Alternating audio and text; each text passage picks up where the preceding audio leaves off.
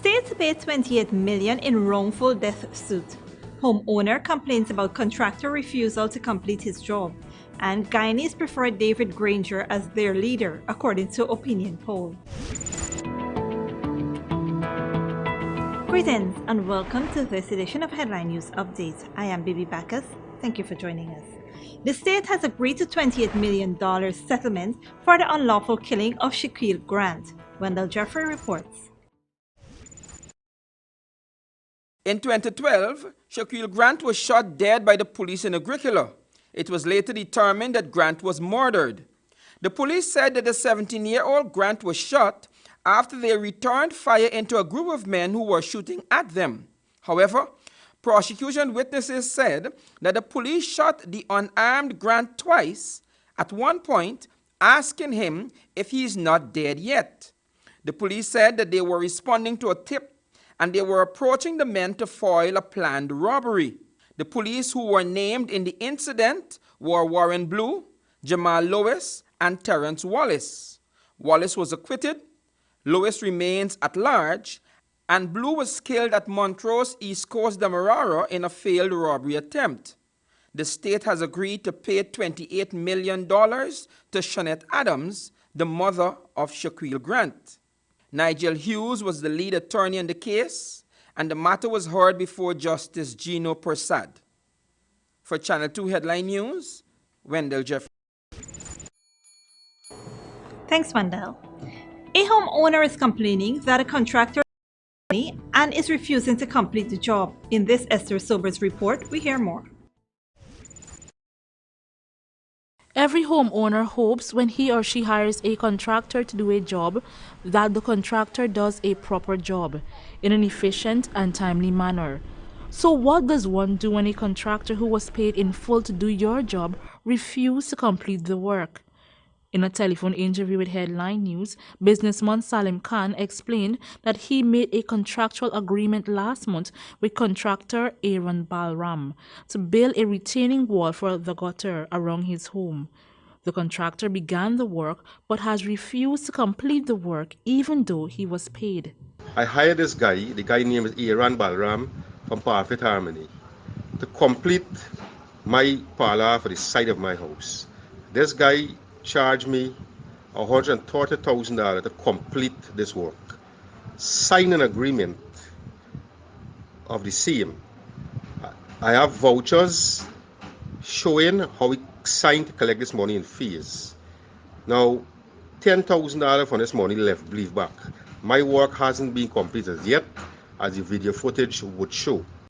When Khan questioned contractor Balram about the incomplete work, he was appalled by the response. The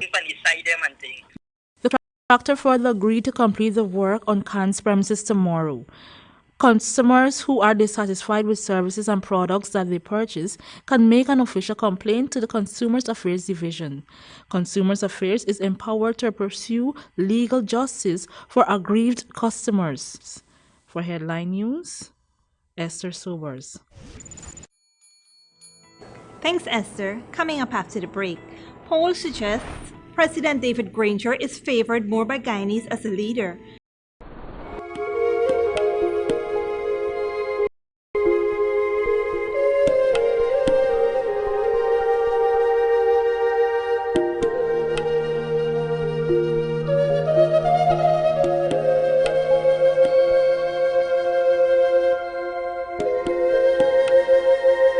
Waste we dispose of by turning our organic waste into compost, which can be used to improve the quality of our soil.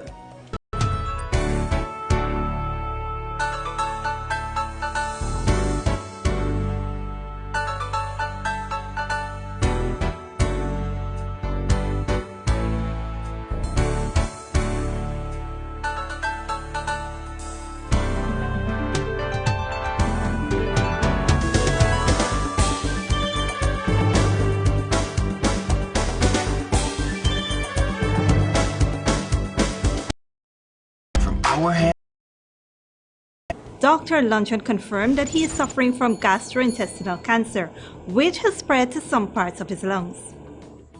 According to a Caribbean-based polling agency, more would rather President David Granger to lead Guyana than Irfan Ali.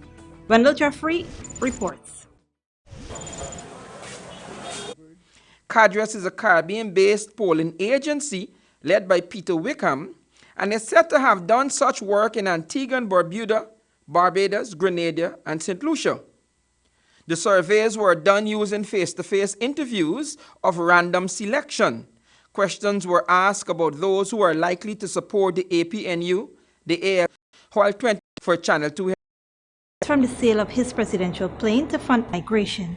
The move comes after Mexico and the U.S. reached a deal to avoid U.S. tariffs in exchange for Mexico doing more to halt Central American migration to the U.S. During his campaign, the leftist leader pledged to sell the plane and use the money to help poorer communities. The estimated value would be spent on that if the plane has not yet been sold in the past 6 months, it is unlikely to find a buyer in the next 45 days when the U.S.-Mexico tariff deal expires.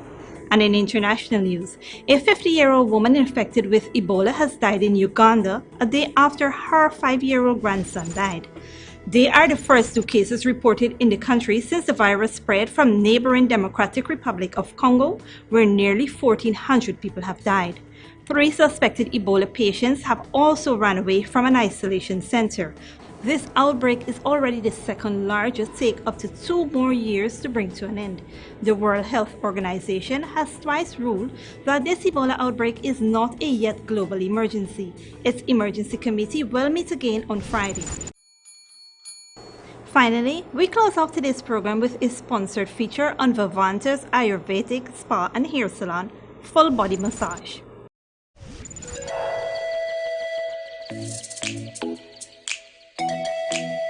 Today,